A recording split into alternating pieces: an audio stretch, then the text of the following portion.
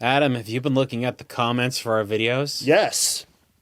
Peekapoo25 says, stop talking about your podcast. Podcasts? Well, you should be listening to our podcast, Hot Take, that's available right now. If you go to patreon.com/Rerez, you'll be able to get free links to our podcast, and they're also ad-free, so we don't make any money from them, which is weird. This is probably the last time we do this. Yeah, this is the last one. Okay. The Switch is doing bad. It's doing great. It's doing bad. It's doing wonderful. Look, everyone seems to have a different opinion, but what's the truth and what can we expect for 2019? Hot Take.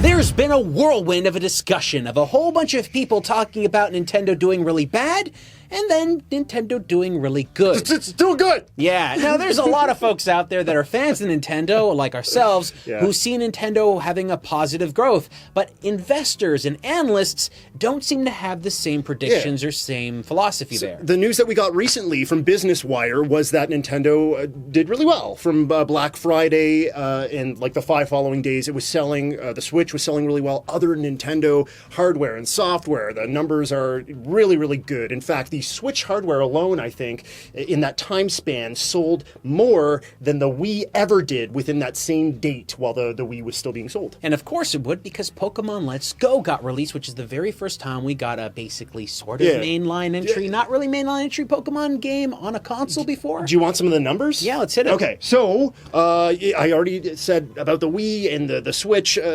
selling very, very well. Switch sales grew 115% compared to the same time in 2017. Sales of first-party games are up 78%, which is really good. Let's Go is a part of that. Let's Go, the games combined in US sold 1.5 million, and we already heard big numbers from Let's Go Pikachu and Let's Go Eevee overseas as well. Nintendo 3DS is still it's hanging in there. It's not doing amazing, but it's on its last legs. It's an 8-year-old console, right? And then you have the classic consoles as well that are selling really, really well. I believe one is at 2 million, one is at 2.5 million. Sure. So that's the good news. Yeah, and Pokemon Let's Go really had a lot to do with that. After the success of Pokemon Go, and they released Pokemon Let's Go around the same time, definitely there was going to be people out there that wanted this. And when they bought the Switch, they also bought other games from Nintendo. That's right. So the other software was selling really well as well. Like Mario Party, I think, is one of the best-selling Mario Parties of all time. And some of the other games that have come out since the Switch has arrived, like Breath of the Wild. Mario Kart, Mario Odyssey. All of these are doing well. It's older software.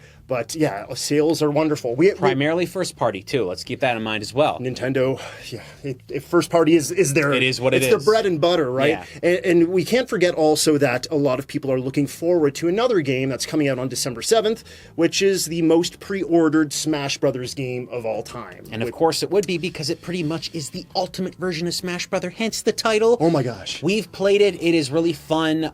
Definitely it's going to have a lot of controversy and conversation going on. Yeah. Because everyone is going to assume that the game isn't that great because they can't be very good at it, because everyone always likes to say they're the best at Smash Brothers, but sometimes when you get to play it, you're not as good as someone else. Let's wait and see what happens. So that's the good news. We also did hear, like very shortly after reading about this, we read another article, which was from Bloomberg. Yes. Yeah. So, now, Bloomberg had a whole bunch of investors talking about Nintendo. Now, a lot of investors seem to be very positive on Nintendo, investing money into the company, believing it's going to do well. However, what apparently seems to happen, and we're looking at this from a number perspective, investors have a different scope on what's going on. Yes, they're not like us. Yeah. They're not looking at things from the gamer's perspective. We take a look at what's going to happen in 2019, and we have a lot of positive things to say, and we'll talk about that a little bit more. I got a list. But keep this in mind, from a number point of view, things don't seem to be going that well for Nintendo. Over the past little bit, the Nintendo Switch has not been selling as much as they've reported to be selling. So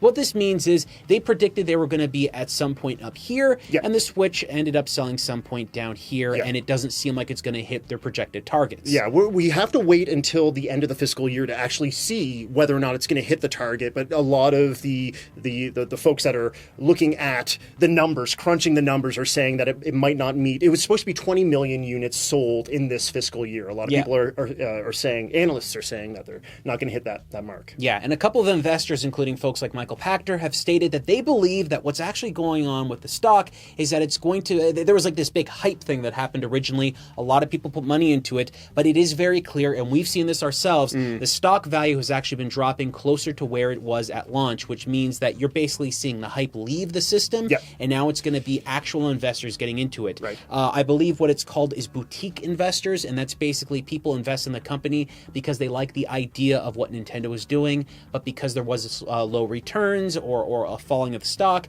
they ended up selling a little bit quicker to get back down to the main line. So what basically that means is where it is right now, where the stock is and where it's most likely going to be at, is going to be right back where the stock was when the Switch was originally announced. Yeah, so that's kind of the negative news. Now, do we think that this means that the Switch is going to crash and burn in 2019 and the console will whatever, it'll fall on its own sword? Honestly, no. No. We've had tons of conversations about the Nintendo Switch, a whole bunch. We get heated sometimes. Yeah, and we've had discussions about them having a rough year in 2018. Yeah. And we feel that it did have a rough year. It did. As much as I love Nintendo and the Switch, it wasn't a heck of a whole lot released.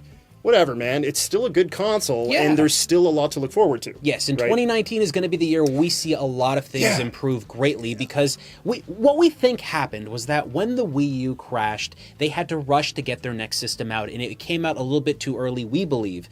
Good for Nintendo, because it is a fantastic system, and it ended up doing very, very well. Now, that is great for Nintendo, but during that year of 2018, we assumed that there was going to be very few titles coming out from Nintendo first party, and that's exactly what happened. We didn't see huge sellers beyond Pokemon and what Smash Brothers is going to be. What was released, you could tell that there was like a big hunger. We weren't the only people that were in love with the system, because like we said, games like Mario Party, which are good, where they would have lesser numbers on other Nintendo consoles, it's selling like crazy, because the hunger's real, man. Even like a Diablo, people are chewing it up. Whatever they can get their hands on the Switch, they're digging into. But 2019...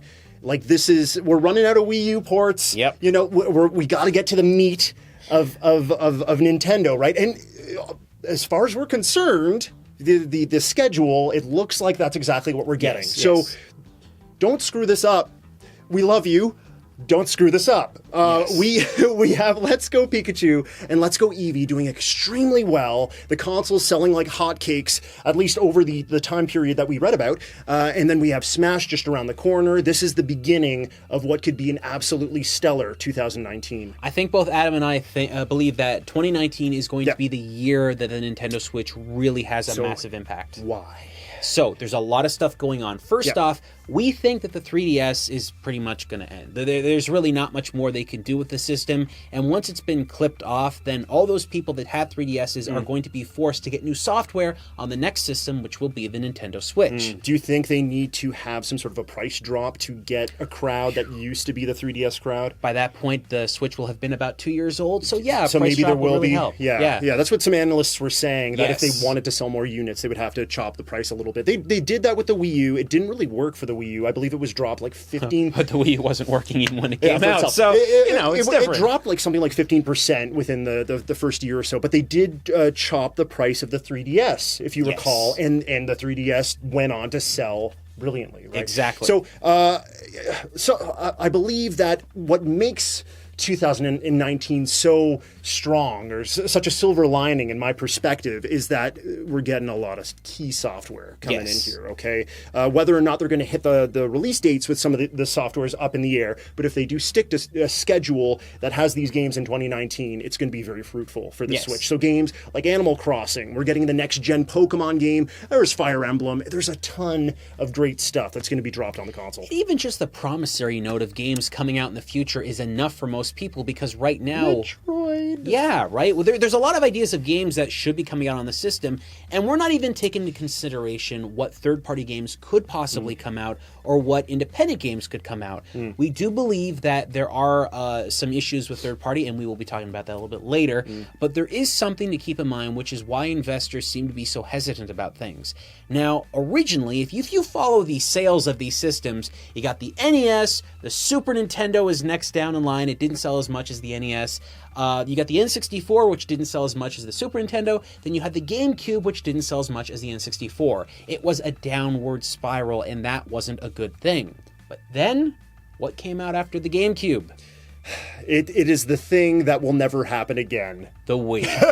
The Wii appealed to so many people, though. Like everybody, even my grandparents had a Wii. That's having the winning lottery numbers in the games industry. It's just Yes. like it scratched an itch that no one knew they had. It just worked, and I really don't believe we'll ever see anything like that again, or it's going to be a very, very long time. Yeah. So yeah, you can't just assume that people are going to buy a thing just because it's different at this point. The Switch does offer a lot of different capabilities and stuff, but they're a little more grounded with this system, I believe. I think they've looked at the success of the Wii, and they looked at the problems that were the Wii U, and they're like, okay, we can get somewhere in between there, and it seems like the Switch is doing those numbers at this time. Now, the mobile platform also, like Game Boy Color, Game Boy Advance, go in the same kind of streak. They go downwards. We're not going to talk about Virtual Boy. Nobody needs to talk about Virtual Boy. We've already talked about it a lot. I love it. But when the DS came out, just around the time of the GameCube and the Wii, around that era, it was a big success. So the DS and the Wii were massive. Yes. This was two factors, two different individual platforms that were selling incredibly well. Right after that, though, when they tried to recreate what the Wii was for an audience that probably didn't care about games too much, they tried to take what was a tablet and move it into a home platform, and then you got the Wii U, and it crashed. Big problem. Yeah. Kind of. I mean, there's really good games on it. Yeah. So do you want to move on and talk a little bit about how, beyond the software, like how they can beef up their 2019 a little bit? Well, let me just explain this a little bit. Well, why the analysts are this way. Yeah. So after the Wii U, when the Wii U came out and it didn't do as well as the Wii, and the 3DS has come out and 3DS has not done as well as the DS, there's this idea that investors have been talking about that when you compare those two markets together, you always have a hardware platform that stays at home and a hardware platform that is mobile. Yeah. With the Switch, all of that changes, and this is what's causing investors to not really understand what's going on. When you got a system like the Switch and you get rid of the 3DS, you don't need to make another mobile platform because the Switch replicates both. Yeah, well, that's one of the things I wanted to talk about. I don't know if you finished your thought. That's it. One of the things that I wanted to mention was that some of the folks at Nintendo have suggested that there may be a successor to the 3DS, and Yes. I believe I wanted to talk a little bit about how they could beef up their 2019. There's also ways that they could shoot themselves in the foot Yes, in there 2019, is. And I think that's one of the biggest Yeah. ways. Do not release a 3DS successor. When I imagine or envision a 3DS successor, the graphical capabilities are about on par with Switch. Yeah. No, don't. Yeah, There's to me that there's no reason why you should be doing that. Look, folks, we could argue about this all day long. It would be a doomsday scenario to bring out a competing platform to cannibalize their own sales of the Switch. It would completely cannibalize Yeah. it. It would be like, no, look at this shiny new thing here. And it would have, it could have support for 3DS games and things Could like have that. support for Switch games, Yeah, too, right? exactly. But you're creating a new and then, SKU. In which case, that would be the new Switch. Yes, Right? That would be with the main hardware. Anyway, yeah, I don't think it's a great idea. What they do need to do, and what I've been voicing for a very long time, is get the third-party support, which we need to talk about, from the 3DS, those cool, weird sort of 3DS games, those Atlas games, all that great stuff. Bring it over. Bring those the development teams over to the Switch. That's the home now, okay? Yeah. That's what we need. We need support for this console. Yeah, there's just been this argument that a lot of people have brought up about games on the 3DS being cheaper to develop for because you don't have to worry about 4K textures, you don't have to worry about high definition, stuff like that. And while some of that might be true, you do have to take into consideration that the Switch, while a very powerful system, isn't as capable of doing larger games like the PlayStation 4 or the Xbox One. It's just not. You're not going to get Red Dead Redemption 2 on the Switch anytime soon because as it currently stands, the systems that exist right now are struggling to play that game. So it's just something you're likely not going to see on the Switch. But that doesn't mean that a bunch of developers can't make games exclusively for the platform, just like we saw with the 3DS. Yeah, precisely. The 3DS, when a lot of the times, a lot of people hear the words third-party support, and they assume that it's the FIFA games coming to the console, the Red Dead Redemptions coming to the console. The third-party support comes in many different ways, right? And the third-party support for the DS, for the 3DS, has been very strong. But Yeah.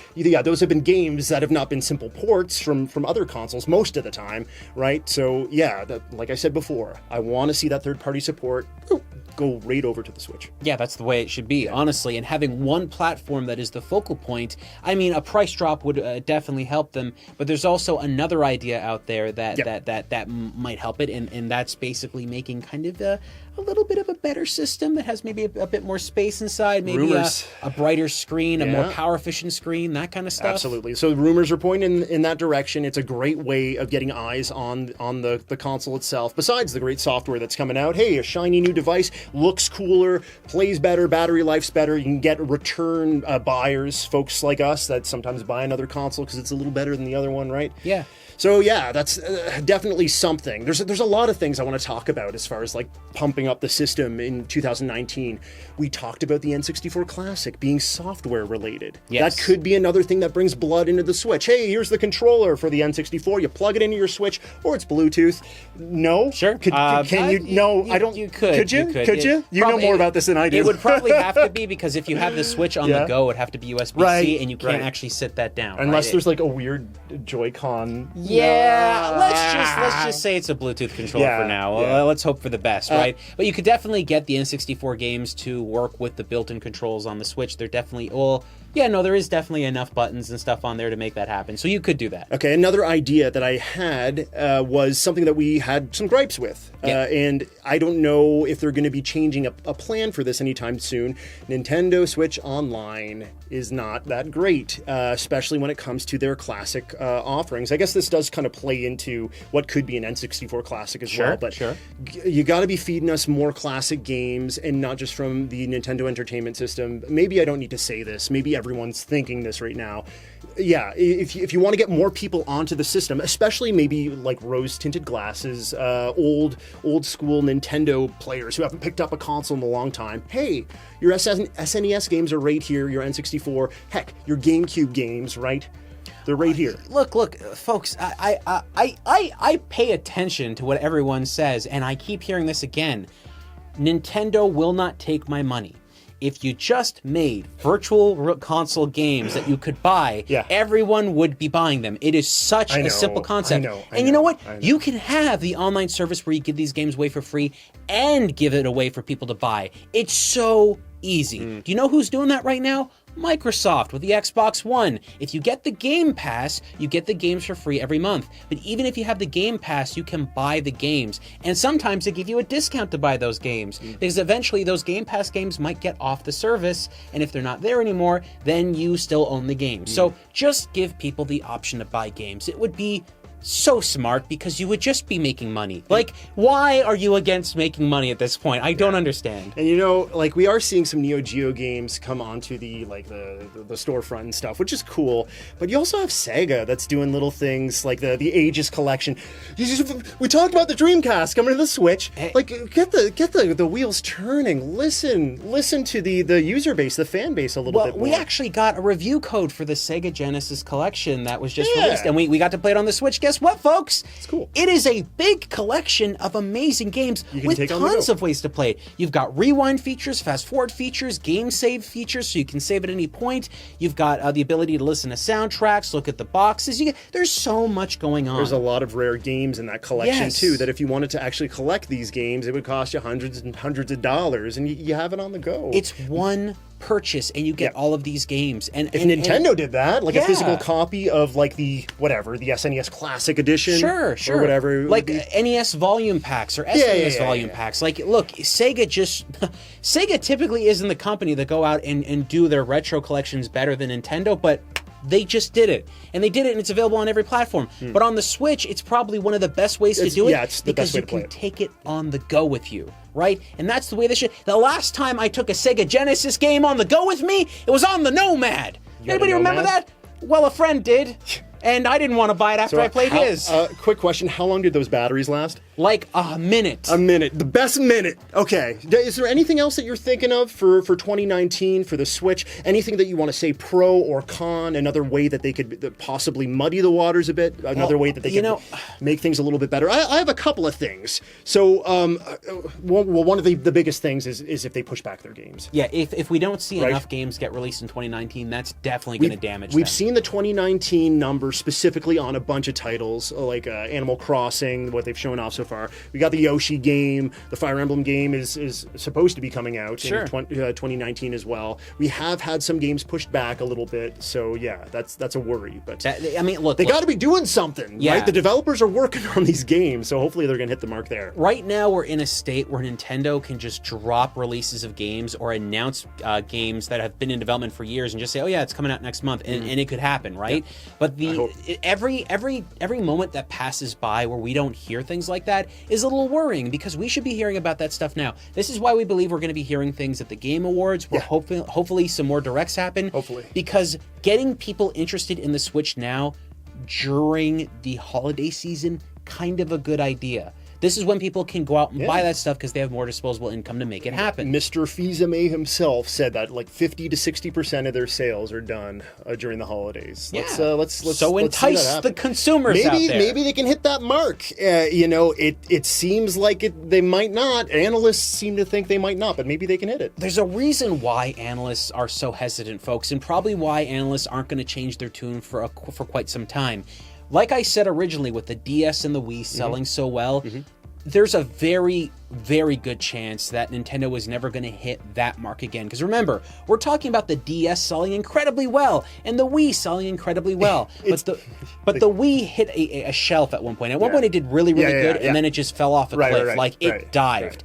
And that's when Nintendo started losing a lot of money. When that happened, it was a big deal. But investors want to return to that state where they had two platforms selling a lot of money, which is why the folks at Nintendo keep talking about the idea of a successor to the 3DS, because they don't want to scare investors. If all they have is the Switch, then the Switch not only has to sell as well as the DS, but it also has to sell as well as the Wii at the exact same time. And right now, we don't know if it's going to be able to hit the DS numbers. Yeah, absolutely. We have to wait and see what happens there. The most important thing is that they have something to play. Yes. Right? So if you want to hit the numbers of those two consoles combined, you have to have the software that's just as appealing as both of those, having games at the exact same time. That's it. It's going to be tough, but is it impossible? I don't think so. No, because look, if you get rid of the folks that were making games on the 3DS and you get folks that and get them onto the Switch, then you should technically be having twice the amount of games be released on the platform. That's the perfect world for the Switch. We have to see that this will be made for the Switch. 2019 looks very promising. Yes. We got to see what happens beyond that. Right now, that's what they should just be focused on, absolutely, is hitting those dates. Yes. Now, in terms of what we are expecting to happen with 2019 in a positive light, we do believe that there is going to be a ton of games, like a massive amount of games. Okay. So I already said Metroid, Animal Crossing. There's a Kirby game that was just listed. A Deus Ex Machina is coming. Fire Emblem, of course, is coming as well. There's a whole bunch of stuff, and we can't forget that there's also independent developers that are developing things for the Switch. Yes, we're getting a bunch of stuff on their sort of storefront. Little messy there. I would love to see that cleaned up. That's another thing that would I think would help the system along. But they're getting kind of like a bulk of games getting from indie developers getting put onto the scene. Where in the past, when there's only a handful of game developers releasing indie games, we saw like a really cool thing where certain indie games are doing way better on the Switch, but we're not seeing that exact same thing happen anymore because there's just too many games on there. Yeah, we have to see, because things like Dead Cells, for example, did really, really well. On the Switch. And then Nintendo has been talking a lot about Nindies, right? These are independent games made for Nintendo platforms and stuff like that. So let's see Nintendo kind of way down. I would love Nintendo to make some exclusive games on the Switch from indie developers. Just give them a little bit of a budget and let that help. I mean, I think it would have a big deal. Maybe get a timed exclusive for a year or two. But no matter what, if you do something like that, you've got an indie game that works on the Switch, and that means it's portable, and no one else can compete against you on that except for cell phones. And hey, as far as we can tell right now, aside from possibly Google doing something, we're not seeing indie game development work on the cell phones that well. No, thank you. Yeah. Okay. I mean, this is really the way that it can work. Nintendo's got to release a ton of games for 2019. It's got to have an impact. Yeah. And it's and look, maybe new hardware, maybe some quality of life stuff with the storefronts Yeah. and some of the messaging there, with especially with independent games and stuff. We think it's going to be a great 2019. yeah, absolutely. Yeah. I mean, if the only way it doesn't happen if games don't come out, and we can't imagine it happening. But folks, what do you think? Do you think 2019 is going to be the year that the Switch really blows up, or do you believe that it's just going to be another humdrum year and kind of a repeat of 2018? Yeah, will they be hitting their dates? I think that is a very important question. That's the big thing. Let us know what you think.